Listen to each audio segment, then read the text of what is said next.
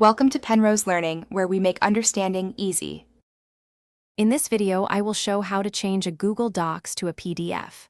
First, open the Google Docs document you wish to convert. Once your document is open, direct your attention to the top left corner of your screen. You will see the File menu there. Click on it, and a drop-down list will appear. From this list, simply select the Download option to begin the conversion process. Once you've clicked Download, a new submenu will instantly appear, presenting several different file formats. It's crucial to select the correct one here. Look for and click on PDF document, which is usually clearly labeled with the PDF extension.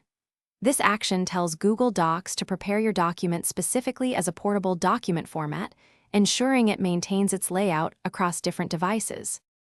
After selecting the PDF format, your web browser will usually present a prompt, asking you where you'd like to save the newly created file.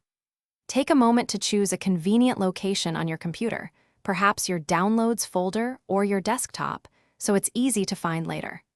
Once you've decided, simply click the Save button to complete the download, and your PDF will be ready.